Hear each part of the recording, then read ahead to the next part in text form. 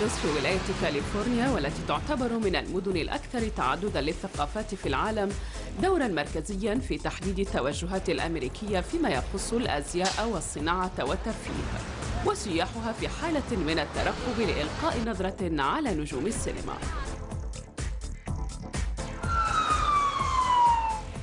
رغم وجود وسائل الترفيه بكثرة، إلا أن هذه المرأة الأمريكية اختارت أن تعيش إيمانها مستبدلة نمط العيش ذاك ببناء علاقات مع من حولها.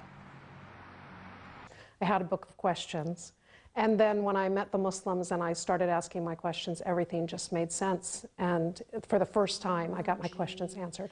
So then I started learning about Islam, and within about 6 months I embraced Islam and became Muslim.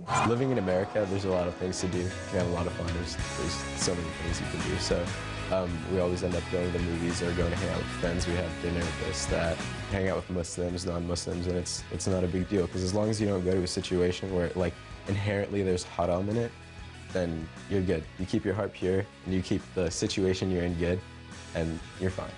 فهي تعمل وتعيش في مدينة لوس أنجلوس كأم عازبة تربي طفلين على اتباع طريق الإسلام.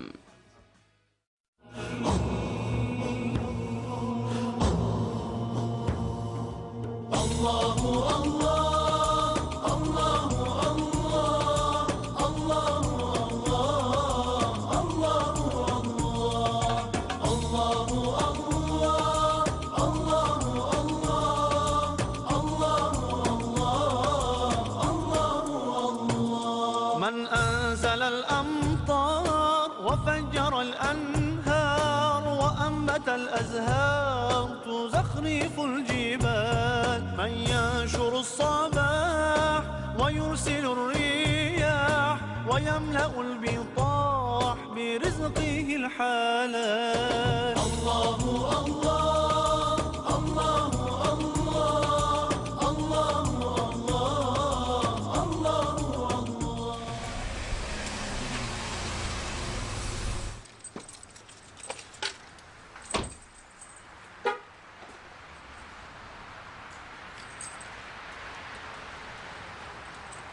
Assalamu alaikum.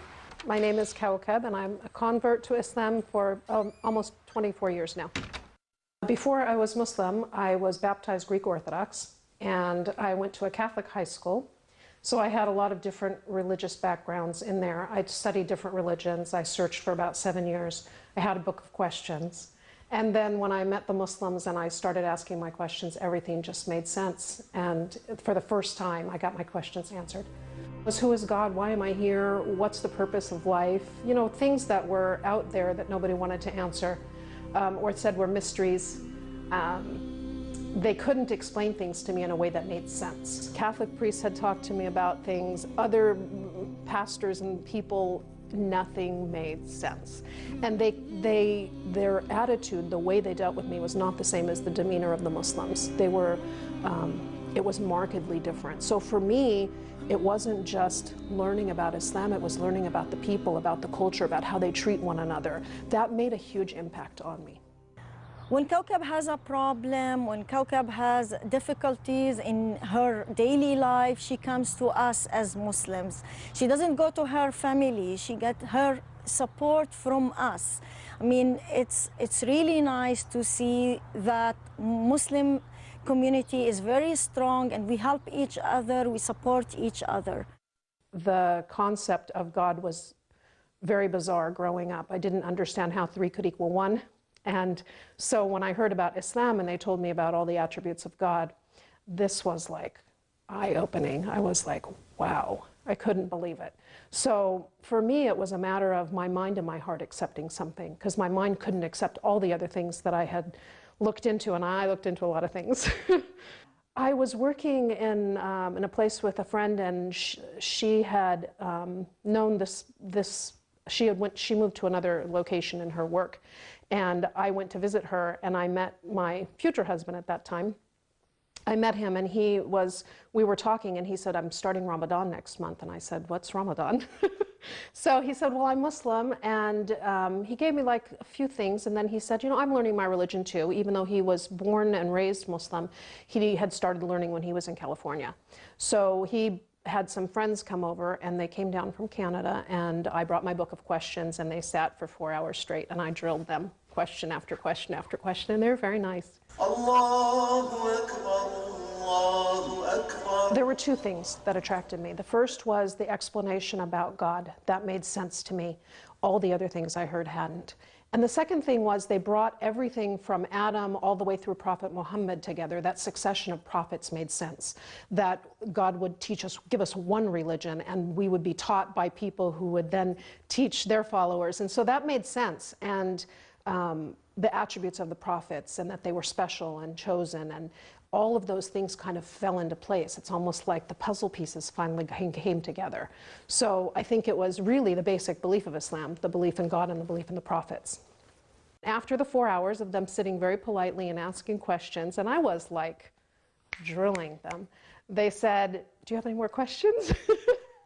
So then I started learning about Islam, and within about 6 months, I embraced Islam.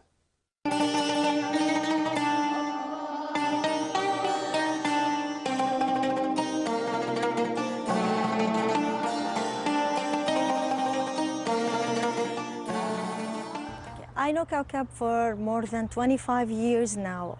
I remember the first time when I saw her 26 years ago. I was pregnant and she wasn't a Muslim back then. She was looking at me and the way I dress, and everything was new to her.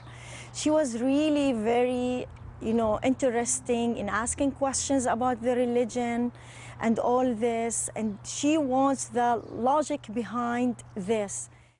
When I became Muslim, it was a struggle for my family. At first, I didn't tell them. I was working for my father, and he asked me to do something which was sinful to do. And I told him, no, I'm not going to do that. And he said, I'm telling you, you're working for me, you need to do it. I said, I'm not going to do it. So he said, you became Muslim, didn't you? I said, yeah, I did. And he said, I'm calling your mother. So he called my mom, and she's not any religion. She was raised in foster homes. Her bloodline is Jewish, but she never embraced anything. And so she told me, Angie, I'm telling you to do this now. She came up with my American name. And I said, no, I'm not going to do it. So my dad was screaming and my mom was screaming, and she came down to the work, and it was an ugly scene. And then things got worse from there. When I started wearing the scarf, my mom didn't go out in public with me for more than 10 years. Any event for the family, I couldn't be invited to because I had to wear my scarf to go in public, and my mom wouldn't be there when I was there, so I was excluded from the family. My dad's side of the family completely disowned me. My mother's side of the family didn't want to fight with my mom. They disowned me. She told me later it was as if I was saying the way she raised me was wrong. And I tried to explain to her, but I found the truth myself. So it was a difficult thing for my mom to accept. Something happened, and then I got divorced, and then my mom realized, I think it hit home for her that I didn't become Muslim for anyone except myself. Even though I'd become Muslim about 1.5 years before I got married, when I got divorced and my mom saw that I was still raising my children in an Islamic environment, and I was staying Muslim, and she realized this is who I am, and she came to terms with herself. She called me and she said, I've been prejudiced against my own daughter. And she realized that, and she just asked to wipe the whole slate clean, and we just started over. So it was her realization that she had done something to me, that I hadn't changed other than my religion, was still the same daughter. So I think it was something she had to find within herself, and she did eventually. The next year when I came back for vacation to stay in the States, I knew that she was a Muslim. We were, friends for a long time. We baked together, we cooked together. For Kaukab, we are like her family because she had, a very hard time dealing with her family because she became a Muslim. And to me also, she's a big support. Even my parents, when they come to visit me from Jordan, they told me, this is more than a sister to you. She was with me during sad times, good times. She's a good Muslim. And really, really, I didn't see any other person who is very keen to practice the rules of the religion than Kaukab. I'm very pleased and blessed to have her as a friend. So till this day, I just have my younger sister. We're in contact. We see each other often. And my parents, everything's great now. It's been quite a few years, but it's really good now. And they accept that. They know, that I am the way I am and I'm happy in my life, and now they've accepted that. So we go out in public. We do everything normally as we used to before all of that happened. But it was a really rough 10 years.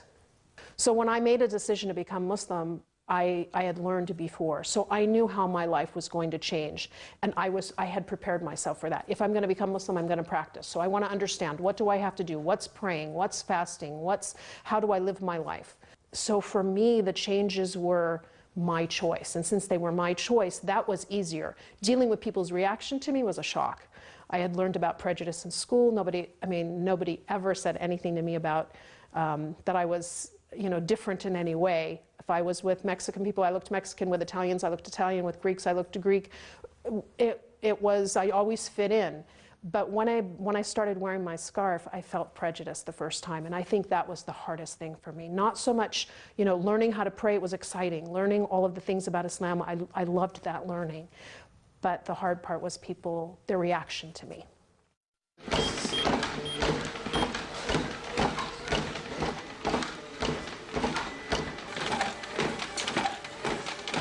There's a lot of things that I do that are just like everybody else. Most things that I do are like everybody else. But it's something that people don't understand. Like, you exercise, you work out, you take walks. It's normal things that everybody does. But because you're different, they think all the things you do are different. I had some very bad experiences when I started wearing my scarf. The first time I started wearing it around people I would never see again. So I went to a store and I went to buy something. And I usually pull the change out of my purse because it's tight to look for the coins. And so it's a habit. I've done it since I was little. I put the coins in my hand and I went to pay, and the woman said, "That's a quarter." She spoke to me, and I thought, oh my God, she thinks I don't understand. So it was just the shock. Till this day, I don't know if I ran out of the store without the item or what, but she shocked me so much. I cried in the car. I'm like, oh my God, she thinks I'm stupid. So that was my first real traumatic experience. And then I started wearing it around people that, were acquaintances. I wouldn't really, didn't care really what they thought. And that was a little bit easier. And then I needed to start wearing it to work. And actually a non-Muslim friend of mine, she came with me to work the day I wore it the first time, and she stopped me as we were going in, and she said, "Stop being nervous. If this is the way you want to live your life, it's up to everybody else to deal with it. So if you feel comfortable, they're going to feel comfortable." And that was the best piece of advice I ever got. I've had people want to throw things at me, curse me, tell me I'm a terrorist, call me a sand nigger, very bad things. I've had people throw cokes at me while I'm walking in the parking lot with my children when they were young. People telling me to go back to my country. I told them I'm American. So yeah, people, it's ignorance, and you learn to deal with it. And now it doesn't faze me at all now. It just realized that there are people who don't understand things, and when they don't understand things, they fear them. And so I learned to deal with that better. And as I learned to deal with it better, I didn't take their feelings on. And that made it easier for me. I didn't cry as much. I didn't think, how am I going to make people understand I'm not like that? Now when I go in for a job interview, you can see a person size you up. They look from head to toe and they think, uh-oh. And then there's other people who are very kind, and they, don't look at it, and they treat you like any other person. But there's all different types of people in the world, and you just learn to deal with them. I had a recent experience where I was called back from my resume. They liked it. I spoke with a gentleman. He was very pleased with my background. And when I went to meet him, he brought me into another room to meet with apparently a supervisor who was a woman who was higher than him. And she conducted the interview with him there. And she literally looked me from head to toe, and I could tell in her eyes she made a split-second decision about me. She just didn't like what she saw. I'm there, I'm covered, I'm wearing a skirt, it's too long for today's fashion. She made a snap judgment, and every question, every time I said something, she said, as if I was offending her, as if I had no answer for why my career is where it is today. I mean, questions were just I've never had a bad interview like that. Once somebody gets to know you, it's much easier because they can look past the scarf and see that it's the way you dress. It's, you know, some people dress one way, some people dress another way. But if they don't give you the opportunity to speak, to hear that you're articulate, to look at your resume and see your education, your experience, they just look at you and they make a decision. She had just received my resume.